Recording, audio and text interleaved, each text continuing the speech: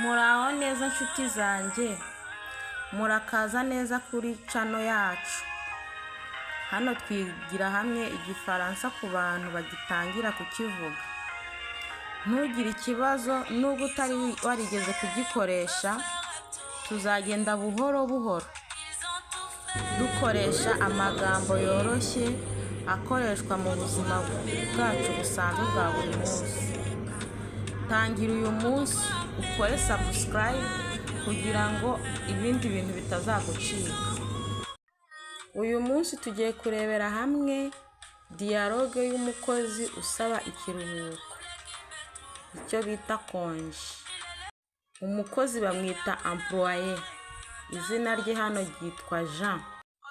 Jean: bonjour monsieur le directeur, je vais vous parler un instant.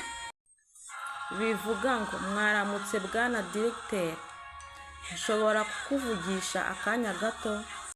Directeur: bien sûr, entre et assieds-toi. Rwose injira wicara. Jean: je voudrais demander un congé de 3 jours la semaine prochaine.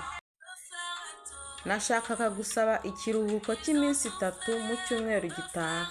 Directeur arabaza: pour quelle raison as-tu besoin de ce congé? Bivuga ngo ni kuyihe mpamvu usaba ikiruhuko?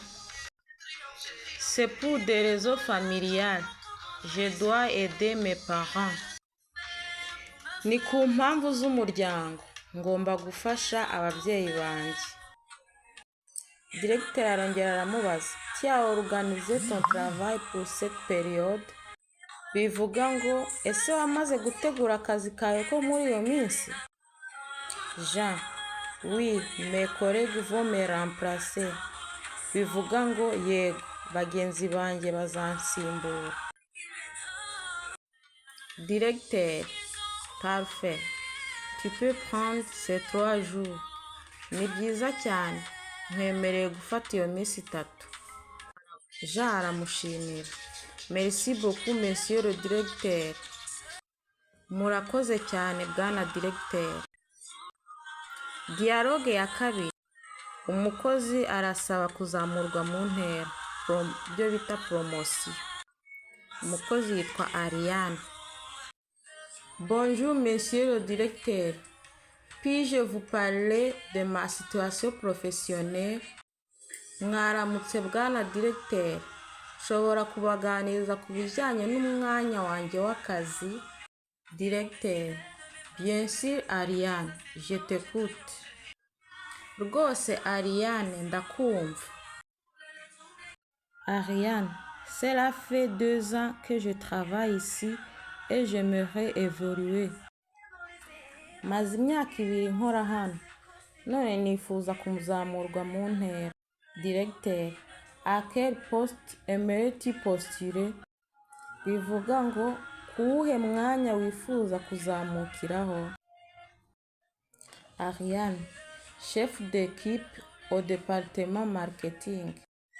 Umuyobozi w'itsinda mu ishami rya marketing. Directeur: nous allons en discuter avec les ressources humaines. Bivuga ngo nzabiganiraho n'ishami ry'abakozi. Ariane: merci beaucoup pour votre soutien. Bivuga ngo murakoze cyane kunshyigikira. Continue à bien travailler, nous te tiendrons informé. Bivuga ngo komeza gukora neza, tuzakumenyesha uko bizagenda. Dialogue ya gatatu: directeur ashimira umukozi wakoze neza. Directeur: bonjour Eric, excellent travail sur le sujet alpha. Bivuga ngo mwaramutse Eric, mwakoze akazi keza cyane kuri projet alpha. Eric: merci monsieur le directeur, j'ai fait de mon mieux. Murakoze bwana directeur, nakoze uko nshoboye. Directeur: ton engagement a fait la différence. Bivuga ngo ukwitanga kwawe kwagaragaje itandukaniro rikomeye. Eric, c'est encourageant. Je vais continuer. Bivuga ngo biranyubaka, nzakomeza nkore neza. Directeur, nous avons besoin de personnes comme toi. Bivuga ngo dukeneye abantu nkawe mu itsinda. Eric, merci pour votre confiance.